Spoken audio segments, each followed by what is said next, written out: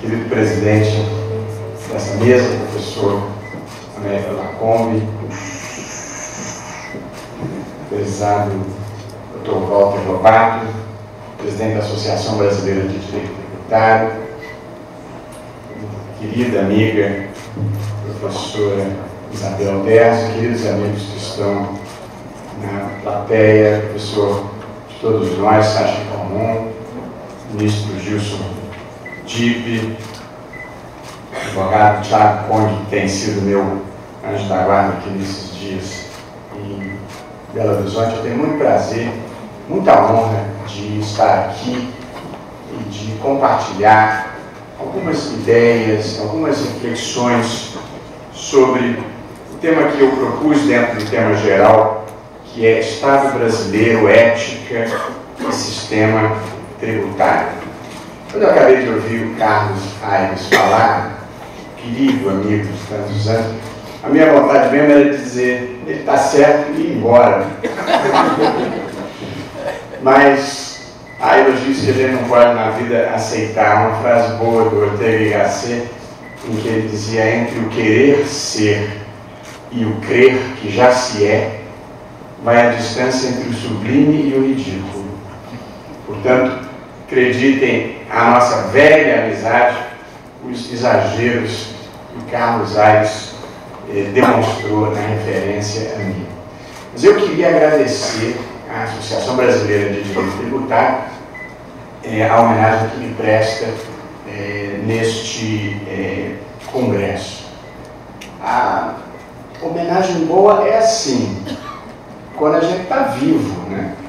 E a gente pode desfrutar, pode mostrar para os amigos, pode contar para os filhos, pode tentar impressionar a própria mulher. Mas quem é do ramo sabe que essa é uma tarefa quase impossível. O Américo acabou de demonstrar isso ainda agora há pouco. Na verdade, a vida me proporcionou, quando eu já estava olhando para a aposentadoria, a bênção de poder servir ao Brasil nesses últimos anos que espero que sejam muitos, embora a Isabel tenha falado um bocado no meu óbito ali para fins de mas eu ainda estou pensando em ficar uma temporada. A vida me proporcionou a bênção de poder servir ao país e retribuir muito que recebi, sem nenhum outro interesse que não seja o de fazer um país melhor e maior. Não há libertação melhor do que essa. Não tenho compromisso com nada, não tenho compromisso com ninguém. Eu vivo para o bem, eu vivo para a justiça, evidentemente, como eu a compreendo. Eu vivo para realizar os meus sonhos de juventude. Eu queria fazer um último registro de agradecimento ao Carlos, que eu conheço desde 1982, apenas para documentar que nós não somos velhos, mas já somos jovens há muito tempo. E desde que eu conheci o Carlos, aplicou-se a nós um verso feliz do Vinícius de Moraes, em que ele dizia assim: a gente não faz amigos, a gente os reconhece.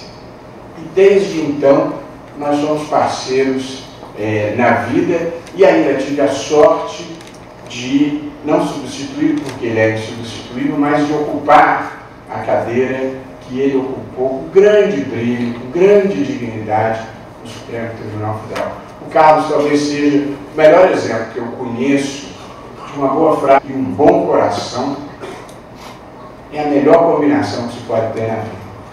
E verdadeiramente eu acho isso, e Carlos, além de que como advogado tive muitos casos nas mãos dele, me lembro na ação em que nós propunhamos a proibição do nepotismo no serviço público, ele disse: essa gente, eles não tomam posse nos cargos, eles tomam posse dos cargos. Frase boa. Uma mais recente: a corrupção a gente não vence por nocaute, a gente vence por pontos. Tem que ser persistente. E ao lado desta sagacidade com as palavras, o Carlos também tem um senso de humor que o torna impagável. E nessa onda de pessimismo que domina o Brasil e na qual nós não embarcamos, essa onda de negatividade desse momento, tudo demorando em ser tão ruim, como canta nessa música Caetano, ele produziu a seguinte pérola antipessimista. O sujeito foi ao médico e o médico disse a ele: eu tenho uma notícia ruim para lhe dar e tenho uma notícia pior. Assim, vixe, me dá ruim primeiro. O senhor só tem 24 horas de vida. O que pode ser pior que isso? Estou para te falar desde ontem.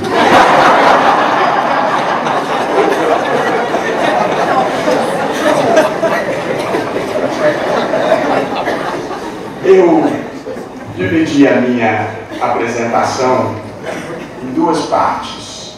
E não é uma apresentação no não. Eu vou procurar percorrer em duas partes um pouco uma análise do momento brasileiro, um pouco uma análise da questão tributária no Brasil. Na primeira parte, portanto, eu procuro fazer um conjunto de reflexões sobre o Estado brasileiro e o momento que nós estamos vivendo, de crise ética, de crise fiscal, e tentar identificar as deficiências do sistema tributário. E na parte 2, eu vou analisar brevemente, como seja, o Supremo Tribunal Federal e a sua relação com o direito tributário. Como o direito tributário impactou a jurisdição constitucional no Brasil e como a jurisdição constitucional tem se pronunciado em algumas das grandes questões do direito tributário. Eu apenas sobre o tema geral do Congresso, que é a moralidade do Estado, eu faço a seguinte reflexão inicial de teoria do direito, digamos assim. E aqui até saúde, não ouvi ainda, mas o ex-aluno, um dos grandes teóricos do direito hoje no Brasil, é o professor Thomas Bustamante, que estava aí, pelo menos estava aí mais cedo. O direito é diferente da moral. E o direito é diferente da política. Mas o direito não é indiferente nem à moral, nem à política. Porque interpretar a Constituição e as leis é procurar realizar o bem e a justiça.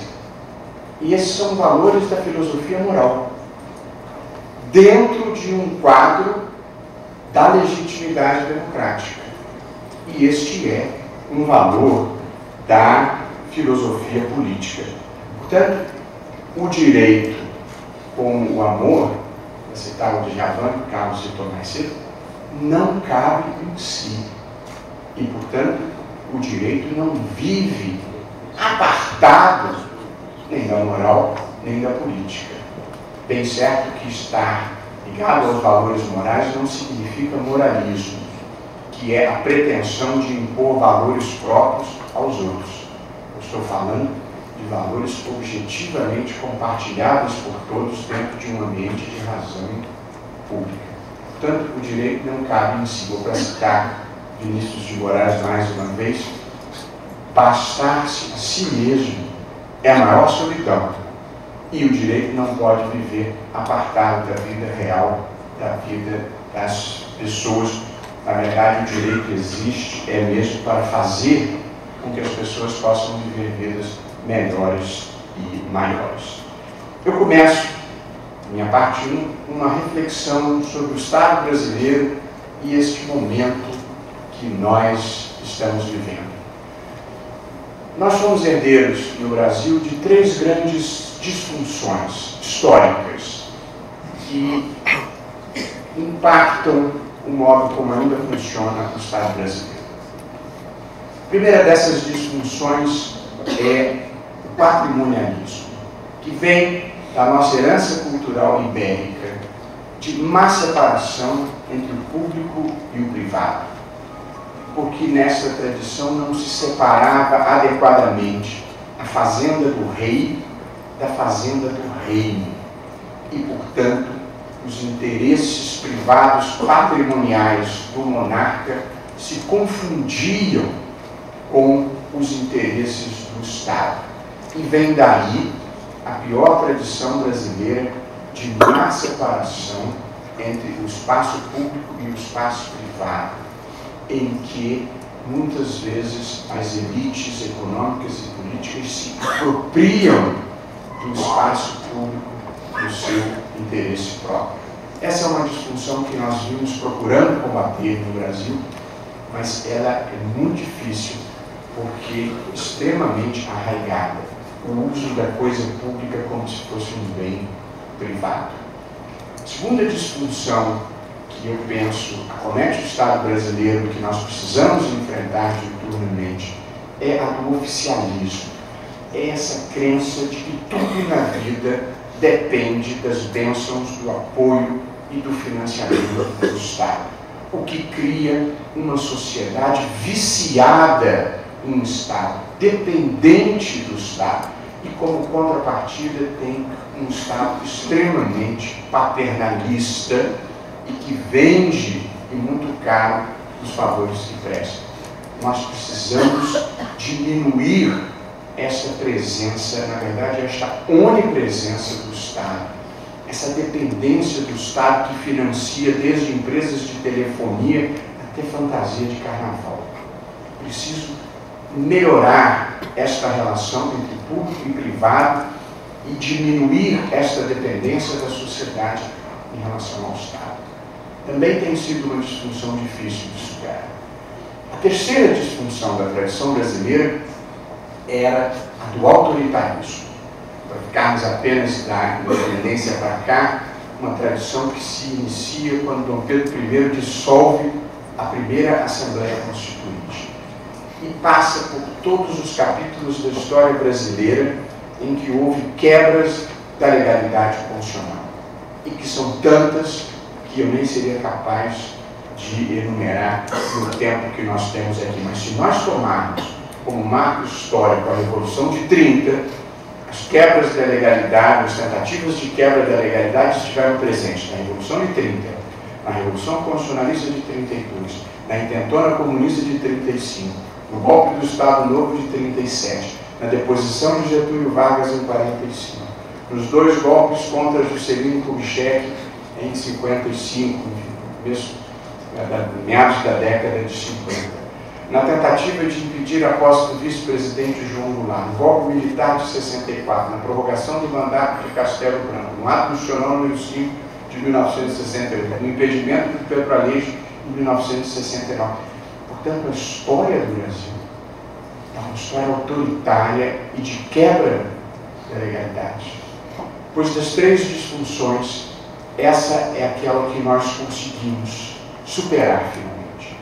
Eu acho que nós derrotamos a cultura, talvez ainda não totalmente o autoritarismo, mas a cultura que, diante da primeira dificuldade, tomava o atalho equivocado da quebra da legalidade constitucional. E nós temos já 30 anos de estabilidade institucional e não foram tempos banais.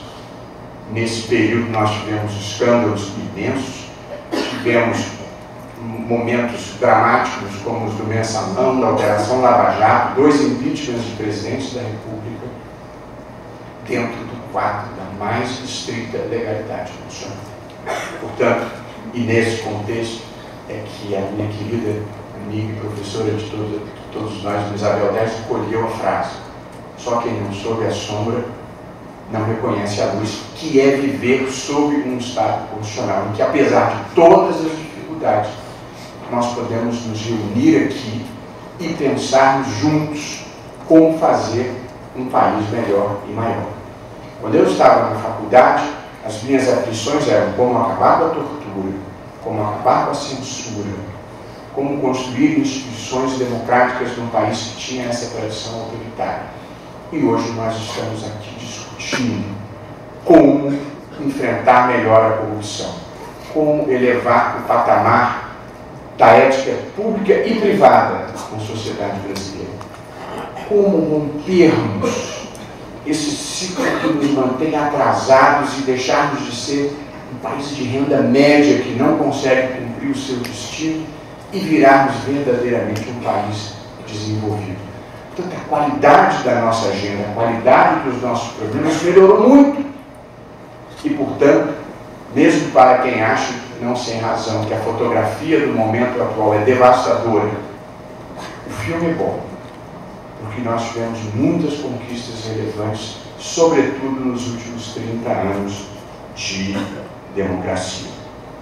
O momento que nós vivemos, no entanto, é um momento de uma dramática crise ética. E, de certa forma, uma crise política. E, felizmente, não uma crise institucional. Não é difícil detectar a crise política. Basta ter olhos de ver. E tudo que eu vou falar é descritivo. Portanto, não envolve nenhum juízo de valor. O momento que nós vivemos tem um presidente da República em exercício que acaba de sofrer uma segunda denúncia criminal.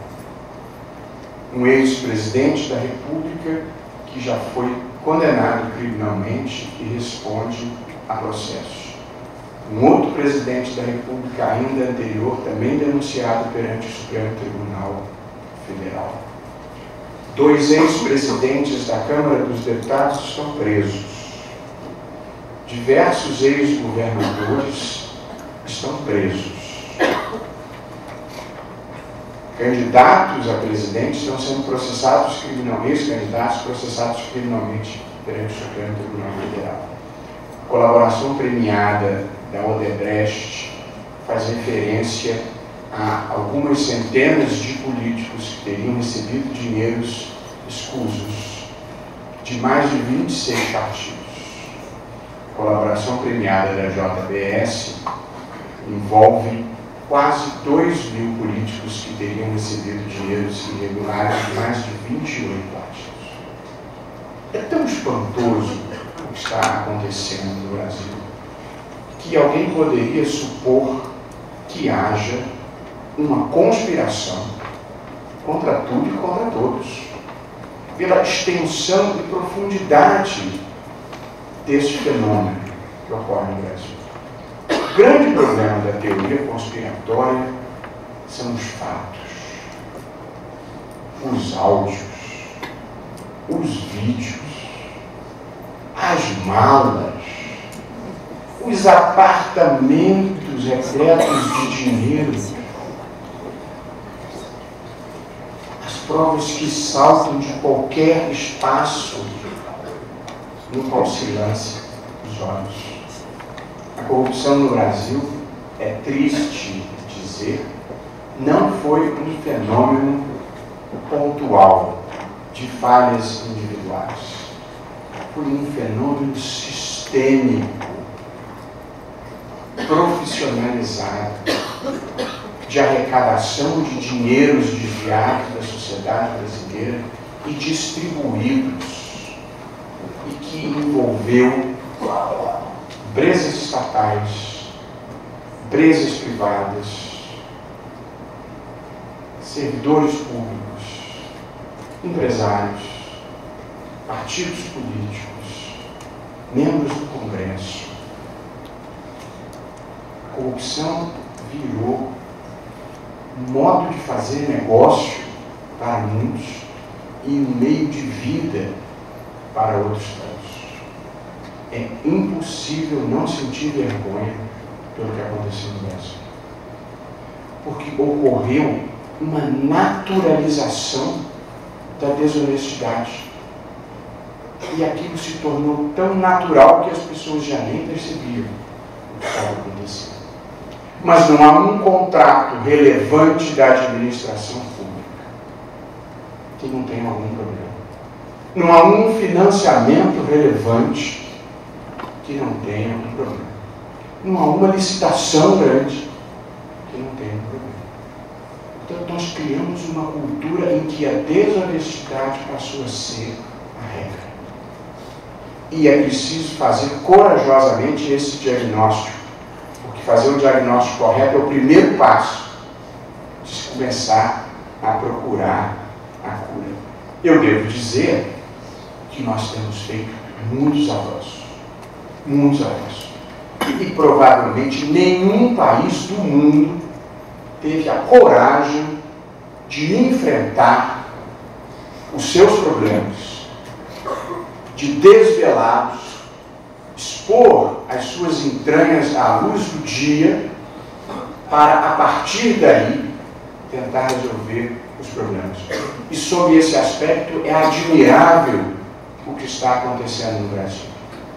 Depois de 500 anos varrendo tudo para debaixo do tapete, nós levantamos o tapete. É verdade que a quantidade de sujeira é espantosa, mas para limpar é preciso levantar o tapete.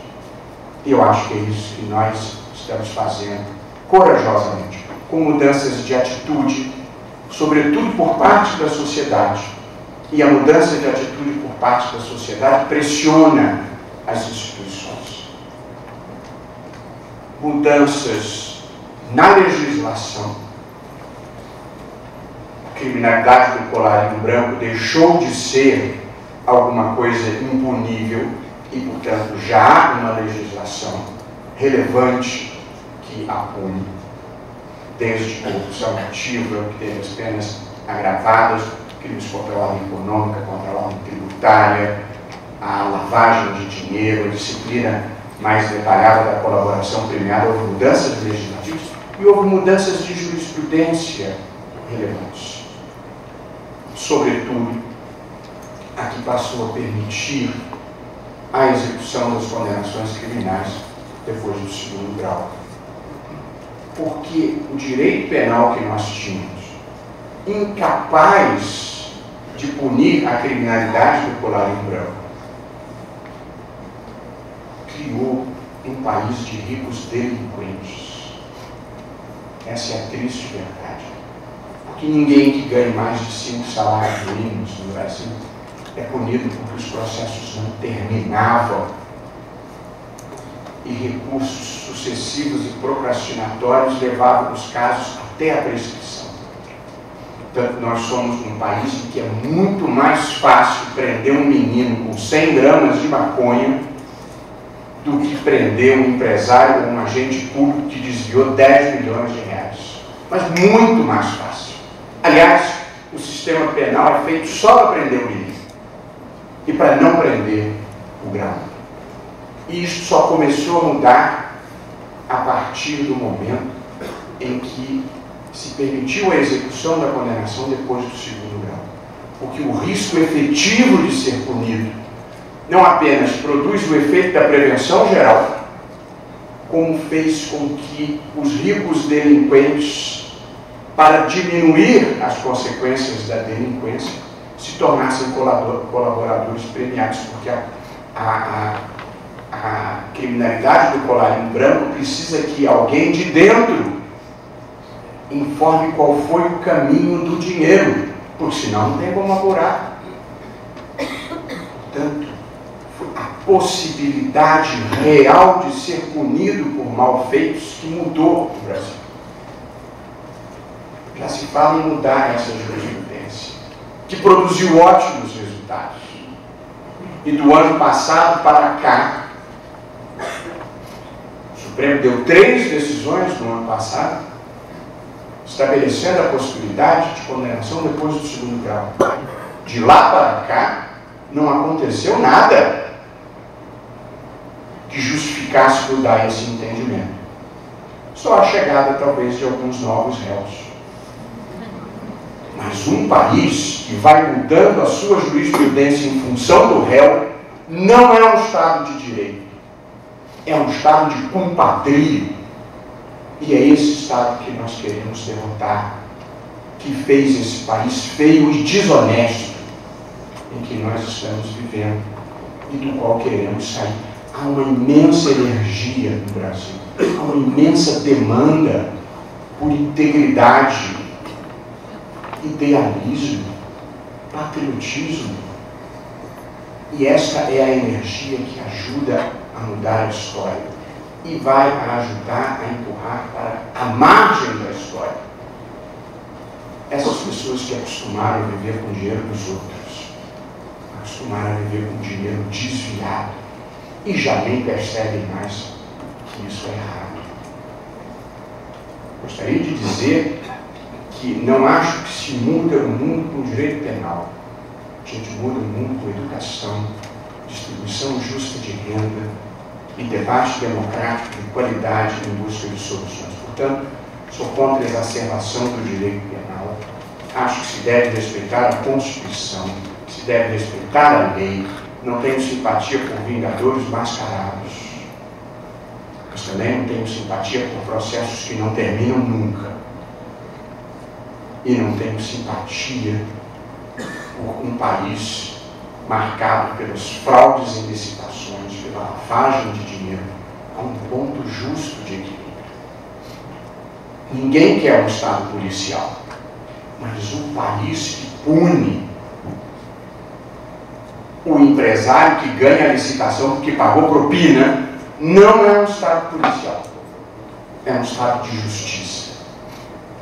Um país que pune o parlamentar que vende vantagens em uma lei ou uma medida provisória, portanto vende o país, não é um Estado policial. É um Estado de direito, é um Estado de justiça. Há um equilíbrio, portanto. É preciso conter a fúria persecutória, mas é preciso conter também esta impunidade que nos trouxe ao estado que chegamos.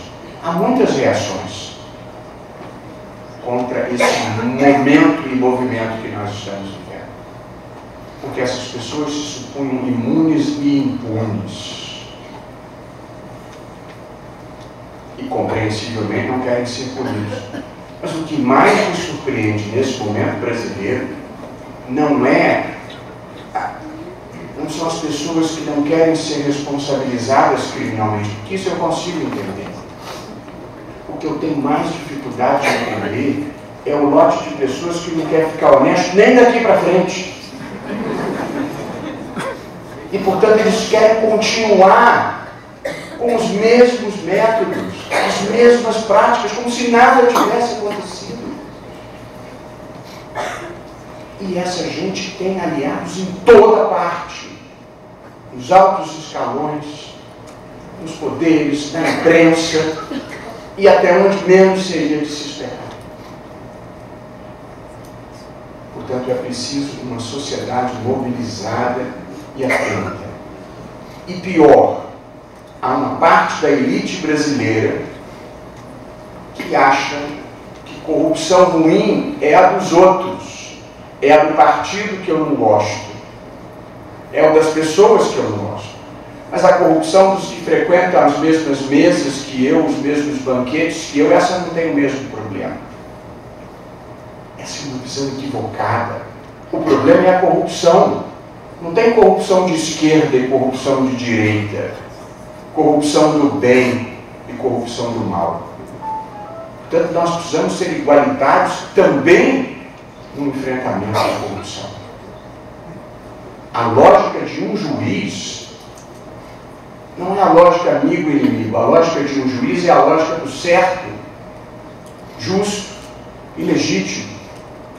O poder, inclusive o poder judiciário, não existe para perseguir os inimigos e para proteger os amigos. O juiz que faz favor transaciona com um bem que não lhe pertence. E, portanto, a justiça tem que ser igualitária e não seletiva. Ninguém pode ter corrupto de estimação. E, portanto, é preciso aplicar a lei a todas as pessoas e ajudar a refundar um país, criar uma cultura de honestidade, atender a esta demanda por integridade que a sociedade brasileira formula e cobra dos agentes públicos em geral. De novo, sempre dentro da Constituição e das leis. O direito penal não precisa ser exacerbado, mas tem que ser sério para cumprir o seu papel de prevenção geral. Ainda terminando essa análise sobre o Estado brasileiro, uma constatação a que todos nós chegamos, porque não é uma opção política, é uma realidade. O Estado brasileiro precisa ser redimensionado. Ele cresceu demais e a sociedade já não consegue sustentá-lo. E este crescimento do Estado brasileiro traz corrupção e é a crise fiscal brasileira a causa desse momento difícil em termos econômicos e sociais que nós estamos vivendo. Não há uma fórmula juridicamente singela nem politicamente barata de enfrentar esse problema. Mas o Estado brasileiro precisa ser reduzido, porque a sociedade já não consegue mais sustentar.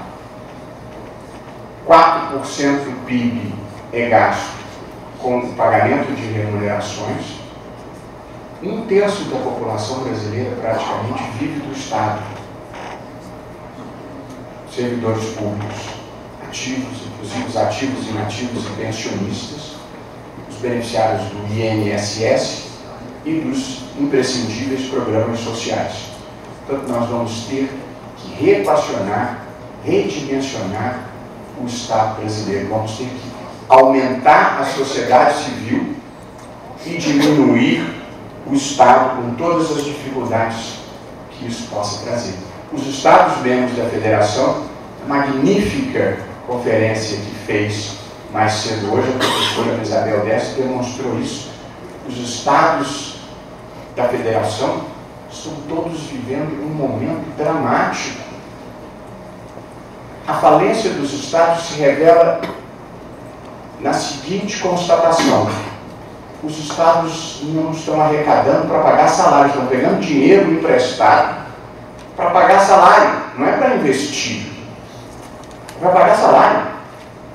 O Rio de Janeiro está tentando vender a SEDAI, que é a empresa de abastecimento, e aí não é uma questão de privatizar ou não privatizar, acho perfeitamente privatizado se você tiver uma política importante de saneamento que possa realizar com a empresa privatizada. Mas não se está privatizando para melhorar a qualidade ou a quantidade do investimento. Se está privatizando para pagar salário atrasado. Portanto, nós chegamos num ponto em que se pega dinheiro emprestado, se vende empresa para pagar salário, a demonstrar a evidência de que nós estamos vivendo um modelo que se exauriu completamente. Vamos precisar de mais sociedade civil e vamos precisar de mais iniciativa privada e menos Estado. Vamos ter que nos acostumar. Esse país ainda tem muita desconfiança e muito preconceito em relação à iniciativa privada, mas não há alternativa, não é uma opção ideológica nem filosófica, é que não há alternativa. E, portanto, nós vamos ter que criar uma sociedade capitalista, que não temos, que capitalismo significa risco, concorrência e igualdade entre os atores econômicos. No Brasil, nós temos financiamento público, reserva de mercado e desonerações que desequiparam os agentes econômicos. Capitalismo sem risco, sem concorrência e sem igualdade entre os atores não é capitalismo, isso é socialismo para ricos que nós temos tido até aqui. Portanto, nós vamos ter que diminuir o Estado e criar uma sociedade que valorize a iniciativa privada e o empreendedorismo como forma melhor de geração de riquezas. O papel do Estado é atuar na distribuição das riquezas da forma mais adequada. Mas, nessa quadra da história, é a iniciativa privada que se mostrou uma melhor fonte de geração de riqueza. E isso nos traz a 3 grandes reformas que o país precisa fazer, ou terá que fazer, em algum lugar no futuro próximo. Uma, evidentemente, é a reforma da Previdência, com idade mínima, equiparação no teto entre o setor público e o setor privado. O sistema previdenciário brasileiro é uma imensa transferência de rendas dos pobres para os ricos. Essa é a triste verdade. E é preciso reequacionar a questão das pensões, onde há muitas distorções. E aqui há um problema que envolve os tributaristas em geral, que vai ter que ser repensado, porque esta é a crise fiscal dos estados também, que é a questão da previdência, dos inativos. Já há um movimento relevante de aumento da tributação sobre os inativos. Boa parte dos estados já passaram para 14%. E possivelmente 14% não vai ser suficiente. E aí nós vamos ter que discutir, com a ajuda dos tributaristas, todos, primeira linha aqui, qual é o marco a partir do qual essa tributação passará a ser confiscatória e, portanto, inaceitável. Portanto, a questão previdenciária vai envolver o modelo de financiamento da Seguridade Social em geral. Portanto, quem estiver em busca de um tema para reflexão, esse certamente é um que pode entrar. A outra reforma que também tem implicações tributárias é a reforma trabalhista. Eu devo dizer que eu sou a favor de direitos fundamentais dos trabalhadores, de salário, repouso, segurança. Acho que a justiça do trabalho é muito importante e presta um valioso serviço ao país. Dito isso, que falo muito verdadeiramente, há algum problema nessa área. Só em 2015 houve 4 milhões de novas ações trabalhistas no Brasil. É um recorde mundial. Mas não é um pouco acima dos outros. A França teve 75 mil e os Estados Unidos tiveram 200 mil. E no Brasil houve 4 milhões. Alguma coisa está errada. E, portanto, nós precisamos, numa democracia, nenhum tema está bom. E no mundo acadêmico, e acho que mesmo no mundo político, a gente deve ser capaz de enfrentar os problemas sem preconceitos. É preciso identificar a causa de haver 4 milhões de ações trabalhistas no Brasil. E, a partir deste momento, pensar as soluções possíveis. As pessoas na vida têm direito à própria opinião, mas não têm direito aos próprios fatos. Portanto, o fato é esse: há 4 milhões de ações trabalhistas no Brasil. Agora vamos pensar por quê e o que se pode fazer, sem preconceito, construtivamente. Mas o que eu queria chegar nesse ponto da questão trabalhista no Brasil, que interfere com o mundo do direito tributário, é que a onerosidade excessiva da folha de salários no Brasil, o custo do trabalho no Brasil é muito alto. Uma pesquisa do economista José Roberto Afonso identificou que nos salários de média para cima, nos salários da classe média alta, digamos assim, o custo tributário do salário é de 71,4%. Portanto, este modelo de tributação ele desincentiva a formalização do contrato de trabalho e tem gerado um fenômeno, aqui os senhores estavam acompanhando, que é, o nome é horrível, mas tem sido chamado assim, a pejotização da vida. Todo mundo agora vira pessoa jurídica, não faz mais contrato de trabalho. Todo mundo contrata por intermédio de pessoa jurídica. Para o empregado, em alguns casos, é melhor, porque a tributação da pessoa jurídica é menor, significativamente menor, mas muitas vezes a pejotização é no interesse do empregador, porque evidentemente se você contrata via pessoa jurídica, você não tem a quantidade de obrigações trabalhistas que teria num contrato de trabalho, além de diminuir em alguma medida o risco das relações de trabalho, que é um outro problema, porque naquelas 4 milhões de ações levaram o economista José Márcio Camargo a uma constatação que eu considerei muito significativa. Uma empresa só sabe o custo do trabalho, da sua relação de trabalho, depois que ela termina. E depois que vem a reclamação. E aí você sabe quanto é que você vai ter que pagar. O que desestimula a contratação, desestimula o investimento. Então, o que eu estou falando é pró-trabalhador, é pró-crescimento da economia.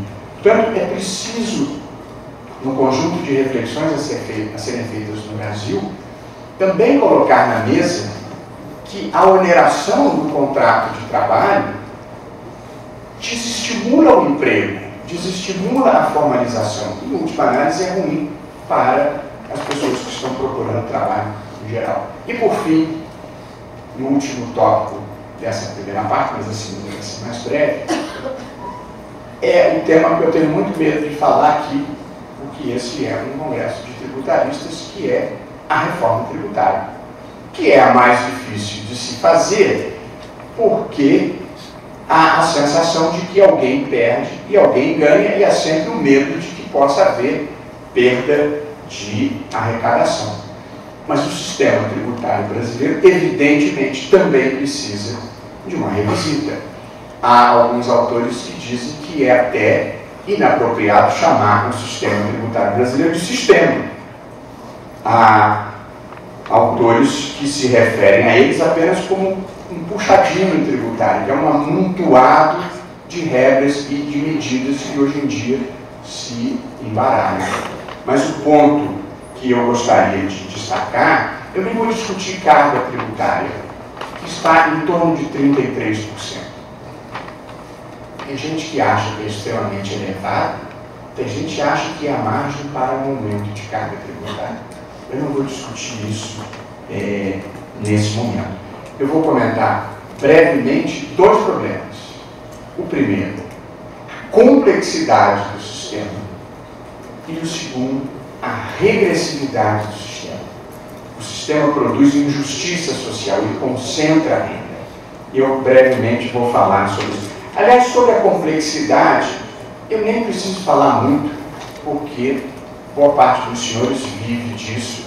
Aliás, a quantidade de Mercedes bem paradas aqui na porta se deve à complexidade do sistema, evidentemente. A breve menção que eu gostaria de fazer sobre a complexidade. Eu fui advogado mais de 30 anos, portanto, eu conheço o filme, conheço as dificuldades. Tinha um escritório de porte médio, 50, 60 pessoas, e eu sei o custo de compliance que eu tinha, que é esse o ponto que eu quero chegar. A complexidade do sistema torna muito caro o processamento das informações e o cumprimento das obrigações. Toma muito tempo e muito dinheiro o compliance tributário no Brasil devido à complexidade do sistema. Nós somos, de acordo com o Banco Mundial, recordistas mundiais no custo da tributação. Mas não é o custo do tributo de quanto se paga, é quanto se gasta para se pagar adequadamente. Um quadro do Banco Mundial exibiu os seguintes números. Na Colômbia, se gastam 239 horas por ano com o compliance tributário, cumprimento das obrigações principais e, sobretudo, das acessórias, como falando aqui.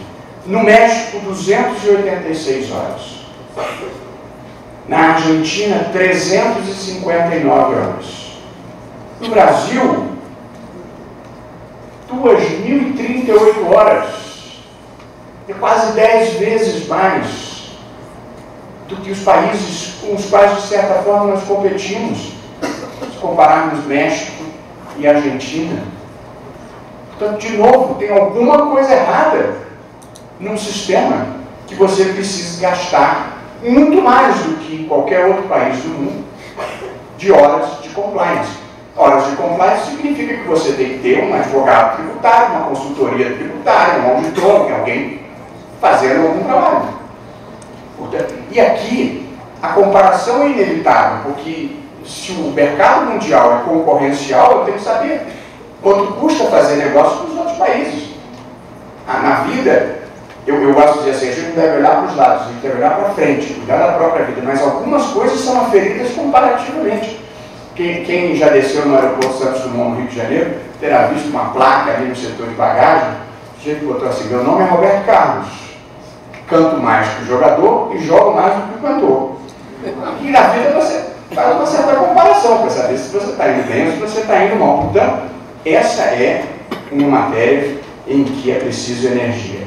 E quanto à injustiça fiscal, eu não vou avançar nisso, mas evidentemente nós temos um sistema em que há um peso imenso da tributação indireta, da tributação do consumo, que é IPI, ICMS e ISS. Ainda pode botar nesse pacote PIS/COFINS. Esta tributação indireta responde por quase metade da arrecadação do país. Qual é o problema da tributação indireta, da tributação sobre o consumo? É que é uma tributação em que eu e o meu caseiro pagamos o mesmo valor de tributo. Portanto, ela é intrinsecamente injusta no mundo em que você tenta personalizar a tributação.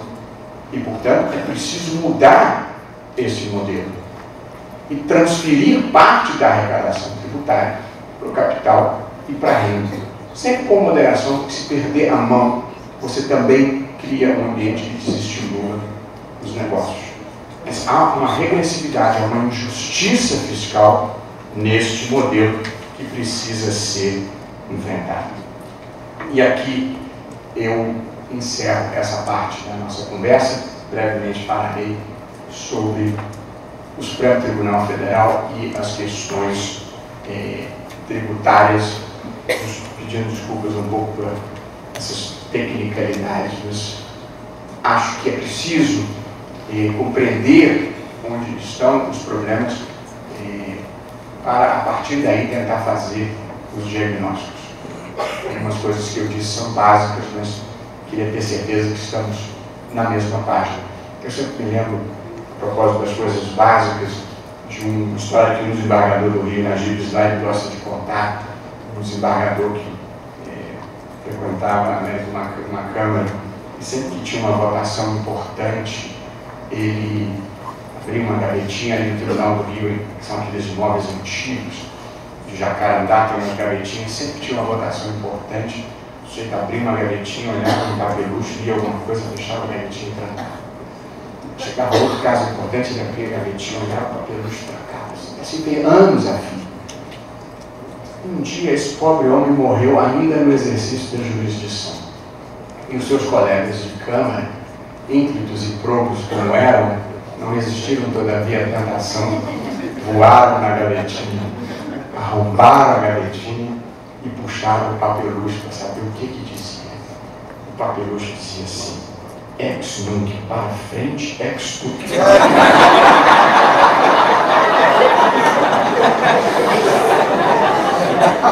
Cada um nessa vida sabe as dificuldades que carrega. O básico para um é diferente do que é o básico para os outros. Eu tinha um capítulo, vou apenas mencionar brevemente, de como o direito tributário impactou a jurisdição constitucional. Eu sou professor de direito constitucional, embora haja uma expressiva constitucionalização do direito tributário, a minha área é o direito constitucional. E queria dizer, a meu crédito, eu sou professor de direito constitucional desde o tempo em que isso não dava prestígio para ninguém. Aquele final de ditadura militar. E reivindico-se um certo pioneirismo de ter sido uma das primeiras pessoas que trabalhou como advogado com a Constituição.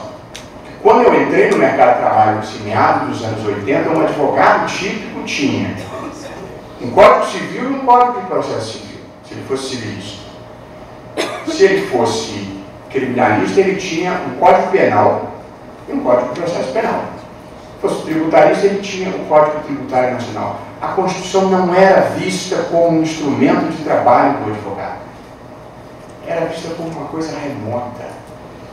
E eu comecei a minha vida trabalhando, postulando direitos e interesses com base na Constituição, tentando criar um direito constitucional normativo que hoje, felizmente, nós temos.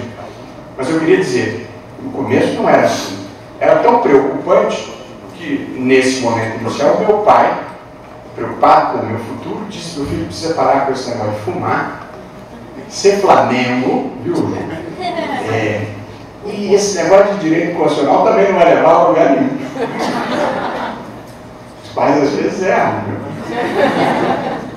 A verdade é que a relação entre o direito tributário e o direito constitucional não está apenas no mérito de algumas decisões, mas no fato de que as questões tributárias, porque muito recorrentes, inclusive no Supremo, contribuíram para moldar a jurisprudência constitucional brasileira. Eu separei alguns exemplos breves aqui para compartilhar. A ação direta de inconstitucionalidade 939, que se discutia a emenda constitucional número 3 de 93, que criava a antecessora da CPMF, que era o IPMF, que era o Imposto sobre Obrigações Financeiras. Pois, nesse caso, o Supremo estabeleceu linhas jurisprudenciais que redefiniram a jurisprudência. Primeiro, emenda constitucional é passível de controle de constitucionalidade, que é uma circunstância muito brasileira. A maior parte dos países do mundo não admite controle de constitucionalidade de emenda. Pois o Supremo entendeu que o princípio da anterioridade é uma garantia fundamental do cidadão e que romper com a imunidade recíproca dos entes federados viola o princípio federativo e declarou inconstitucional, naquele caso, a cobrança do tributo. Vejam o alcance dessa jurisprudência. O Supremo entendeu que há direitos fundamentais fora do título dos direitos fundamentais, porque a questão da anterioridade está lá no sistema tributário e não no capítulo dos direitos fundamentais. Portanto, emenda constitucional é passível de controle e direito fundamental pode estar fora do capítulo específico. Depois veio a ação direta de constitucionalidade número 1, em que o Supremo estabeleceu um grande impacto também, que não há hierarquia entre lei ordinária e lei complementar. É uma questão de competência. Mais adiante, no RE 346084, em que se discutia o alargamento da base da COFINS, que era o faturamento e não a receita bruta, a discussão se colocou. Uma emenda constitucional foi a 20, alargou a base para incluir o faturamento bruto, e o Supremo entendeu que não é possível dar constitucionalidade superveniente. Se a lei era de um período em que não era possível tributar a receita bruta, emenda constitucional superveniente não pode constitucionalizar a lei que originariamente era incompatível com a Constituição. Também uma decisão importante do ponto de vista da teoria constitucional. E ainda, em matéria tributária, a ideia de diálogos constitucionais, quando o Congresso tenta superar, por via de emenda, uma decisão do Supremo, o direito tributário é o campo mais fecundo, com mais precedentes nessa área. Eu fiz uma tabulação de decisões do Supremo que foram revistas por emendas constitucionais.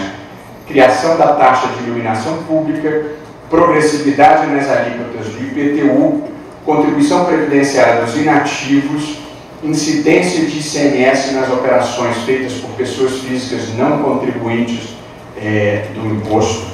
Portanto, muitos temas em que o direito tributário impactou a jurisdição constitucional no Brasil.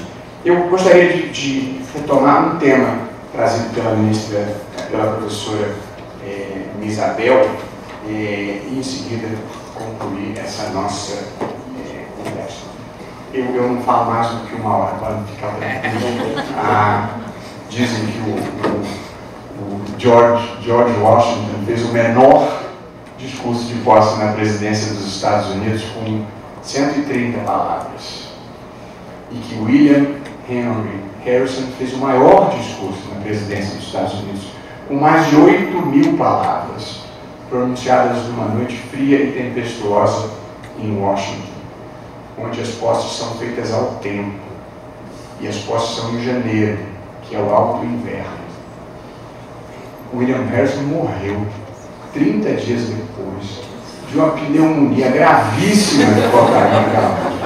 E eu considero que essa é a maldição que recai sobre os oradores que falam além do seu tempo. Então, eu fico com um relógio aqui na minha frente, obsessivamente marcando, e não vou extrapolar. A professora Isabel enfatizou a questão do federalismo fiscal, e há uma decisão muito importante do Supremo nessa matéria que eu gostaria de explorar um pouco aqui, que foi proferida até num tipo de ação incomum. Foi uma ação de inconstitucionalidade por omissão, número 25, em que diferentes estados da federação questionavam o fato de que havia uma inércia legislativa, uma omissão do Congresso em regulamentar um dispositivo do Atos das Disposições Constitucionais Transitórias de 91, que previa que lei complementar federal estabeleceria um mecanismo de compensação aos estados pela desoneração das exportações, pela não incidência de ICMS na exportação de mercadorias e de serviços. E essa lei nunca que vinha. Passado mais de uma década da previsão dessa lei, ela não vinha, e os estados, portanto, iam vivendo essa dificuldade e recebiam um valor previsto temporariamente que foi se perpetuando. E o Supremo produziu uma decisão relevante de dizer que o Congresso tem 1 ano para elaborar a lei complementar exigida pela Constituição, e se não o fizer, o Tribunal de Contas da União deverá estabelecer os critérios desta compensação, sob a supervisão do Supremo. Portanto, uma decisão que colocou em prática uma ideia que defendo há muito tempo, que é fixar um prazo e a consequência jurídica, e a consequência jurídica é que o Tribunal de Contas é quem vai produzir a norma diante da omissão. Mas eu aqui gostaria de fazer um breve comentário endossando as preocupações da professora Isabel sobre o tipo de relação antifederativa e nem sempre leal que se estabeleceu entre a União e os Estados membros. Ao longo da vigência da Constituição de 1988, a União adotou posturas como essas: privilegiou as contribuições sociais em lugar dos impostos, porque nos impostos os estados têm uma participação e nas contribuições sociais não têm. Portanto, ela, de certa forma, burlando a Constituição, criou um modelo centralizador, concentrador de rendas. Além de fazer isso, a União dá uma série de desonerações dos seus impostos, em cuja arrecadação, no entanto, o Estado tinha participação. Portanto, você diminui, por um lado, porque em lugar de aumentar impostos, você cria contribuição, e além disso, nos impostos onde eu tinha participação, você diminui a arrecadação. Sem mencionar essa questão da lei Candir, que eu me referi anteriormente, que a União nunca regulamentou a compensação aos Estados. Portanto, a crise dos Estados, ela tem muitas causas. Uma, impossível deixar de reconhecer, é a irresponsabilidade fiscal dos próprios Estados. Inegavelmente. E, aliás, os governadores, para meu espanto, mas política tem as suas circunstâncias, da renegociação com a União propôs, ela, ficar responsável, dentro de certos parâmetros, pelos aumentos remuneratórios nos estados. Eu sei que isso tira parte do poder político do governador, mas também o liberta das pressões das corporações, do funcionalismo público. Os governadores não quiseram essa libertação para poderem conservar o poder político do aumento da remuneração. Mas os estados, portanto, deram desonerações de responsáveis, o Rio de Janeiro é um exemplo disso, e deram aumentos reais. O Brasil viveu o boom das commodities e a ilusão de que estava tudo em ordem e não fez o dever de casa que deveria ter feito. Portanto, os estados têm muitas culpas, que são, no entanto, agravadas por esta atitude da União, que adotou essas políticas tributárias todas concentradoras de renda, concentradoras de receitas na União. Eu ia falar um pouquinho sobre desonerações, mas vou passar adiante. A questão da guerra fiscal, que é um tema importante que está no Supremo e que, de certa forma, pode ser resolvido de maneira singela pela criação de um IVA federal, sobre o qual eu falava. Os estados podem continuar a fiscalização, mas a legislação, sendo federal, você acaba com a guerra fiscal, que hoje é um problema difícil de solução. Eu mesmo tive um caso, a minha proposta no Supremo sobre as questões de guerra fiscal, ou seja, quando os estados, sem cumprir a exigência constitucional e legal, dão benefícios fiscais independentemente de convênios com os outros estados. Isso é guerra fiscal. Isso é para atrair negócios que você dá vantagens fiscais. Isso é inconstitucional, mas os estados repetidamente fazem. A minha proposta no Supremo tem sido: o Estado deu o benefício fiscal indevido e a ação direta é proposta, o relator deve imediatamente conceder a cautelar suspendendo o benefício. O problema é que havia ações no Supremo que estavam lá há 5, 6, 10 anos. E aí você declarar inconstitucional e dar efeitos retroativos, você produz um impacto imenso sobre o contribuinte que mal ou bem estava cumprindo a legislação. Então, esse é um típico caso em que você tem que modular, embora a modulação incentive a guerra fiscal, porque você conseguiu o benefício. Aqui é uma escolha trágica. A ponderação que permite você modular, às vezes envolve escolhas trágicas. Ponderar é atribuir peso a elementos diferentes. Você tem que fazer escolhas. Lembro sempre a história do sujeito, a história antiga, comprou, até passado em mim, o sujeito comprou um Opala, de não sei quantos cilindros, Opala no carro antigo, colocou ali na estrada que vai para Alfenas, deu um máximo de velocidade, subiu uma colina, ele começa a descer a colina no máximo da velocidade, quando ele está descendo, ele vai atravessando um enterro, atravessando a pista. E aí ele verifica que naquela velocidade ele não vai conseguir parar, tem uma pequena multidão atravessando a rua, ele se desespera e fala assim: ai meu Deus do céu, vou mirar no caixão. Isso é a ponderação.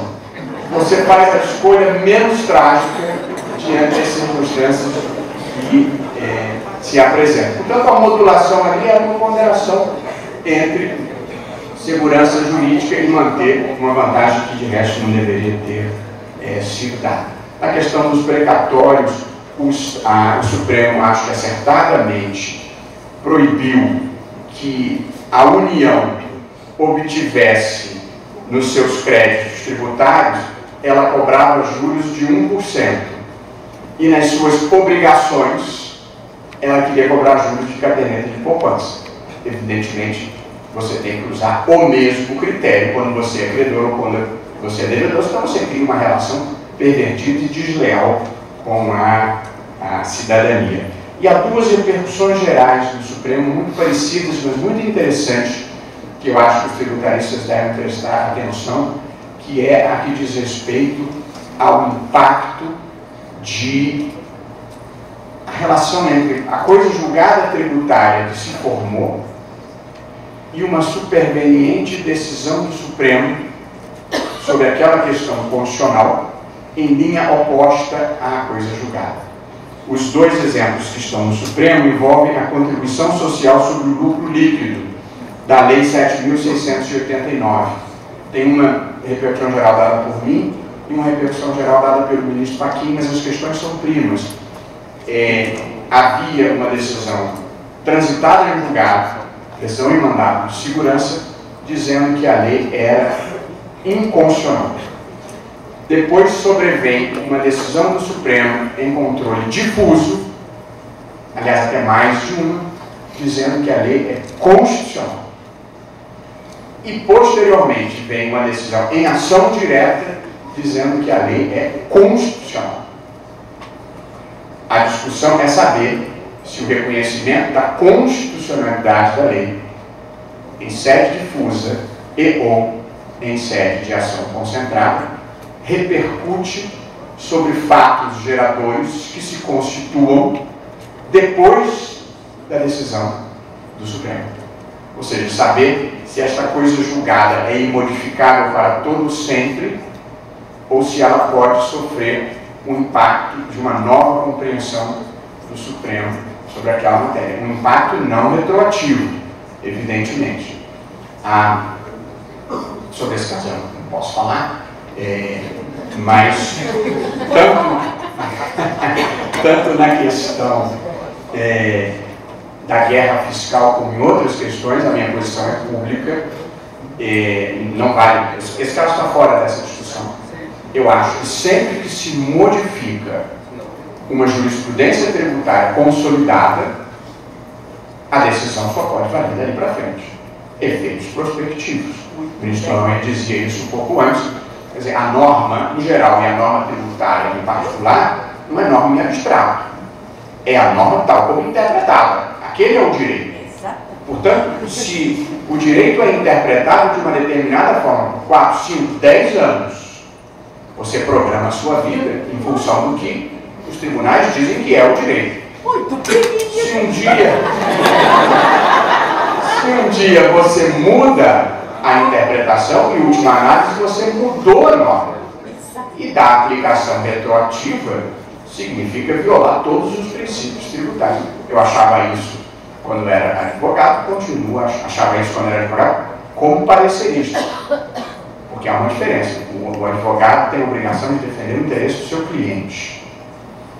Mas o parecerista idôneo tem a obrigação de dizer o que ele acha que é correto. Parecerista que vai mudando de causa, você não contrata. Vai mudando de posição conforme a causa, é o símbolo do desprestígio. Portanto, até posso mudar de opinião, mas o que eu achava como parecerista, eu continuo a achar ainda hoje, senão não teria dado o parecer. Portanto, essa posição eu tinha e continuo tendo e considero ela muito importante e nem sempre ela prevalece. Mas eu acho que é assim que deve ser. Vou concluir. Num tom positivo, como eu acho que deve ser a vida. Sempre lembrando do nosso médico pessimista do Carlos. Um vencedor do Prêmio Nobel de Economia americano, James Tobin, ele disse certa vez assim: o otimismo não funciona. Não há nenhuma garantia de que ele faz as coisas ficarem melhores. Mas o pessimismo funciona. Ele faz as coisas ficarem piores. Portanto, não adianta a gente olhar a vida com a percepção de que, embora esteja tudo demorando tanto em ser tão ruim, as coisas vão melhorar. E eu gostaria de terminar dizendo, porque sou muito convencido disso, que a fotografia pode ser ruim a do momento, mas o filme é bom. Vejam provas disso. Eu acredito na argumentação jurídica. Você pode sustentar qualquer tese, desde que você seja capaz de demonstrar para pessoas esclarecidas e bem intencionadas que o que você está dizendo faz sentido. O Brasil só começou verdadeiramente em 1808, com a vinda da família real para cá. Portanto, há 209 anos. Antes disso, os portos eram fechados. Portanto, o Brasil não podia ter comércio internacional. Era proibida a existência de estradas e de manufaturas na metrópole.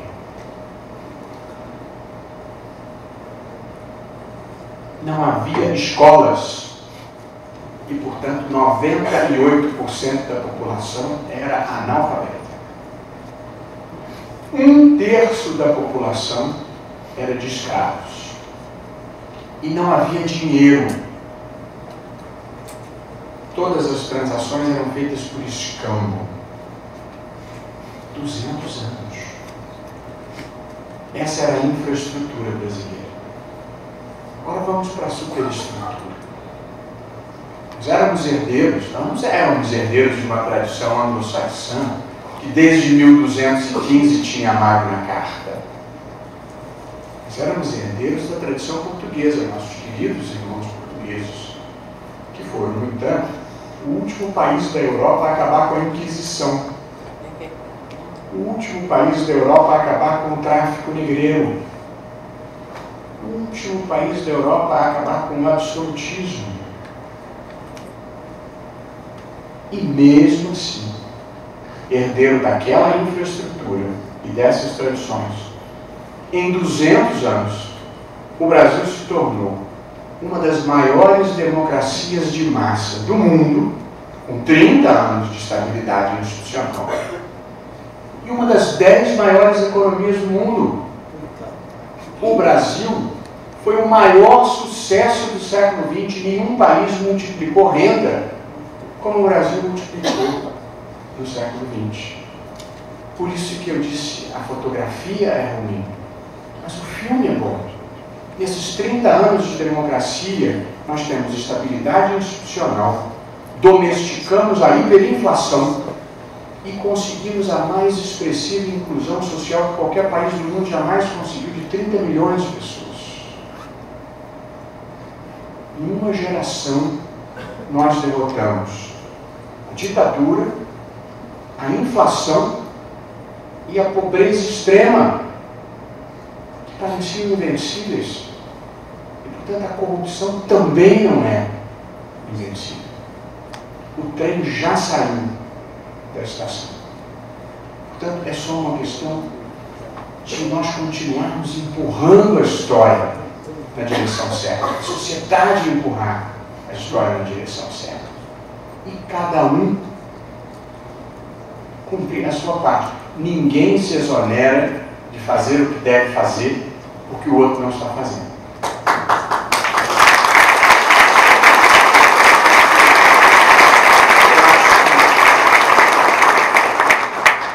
Agradecendo de coração a professora Isabel, o professor Sacha, o professor Walter, a Láurea de ser o homenageado desse congresso em vida, que me permite saboreá-lo e desfrutá-lo. Postumamente eu não tenho certeza como vai ser, tenho algumas esperanças, mas nenhuma certeza.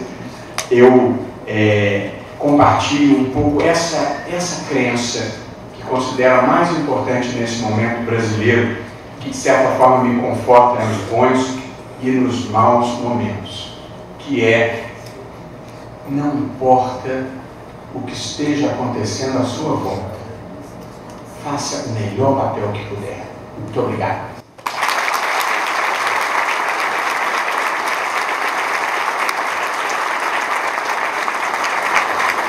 Coroando essa brilhante palestra do ministro Barroso, convidamos o presidente da ABRADET, Dr. Walter Lobato, a fazer a entrega de uma placa em homenagem ao ministro Barroso. O texto da placa: ao ministro Luiz Roberto Barroso, cuja erudição, coragem e sensibilidade tanto tem contribuído para a evolução do direito no Brasil, a homenagem da Associação Brasileira de Direito Tributário.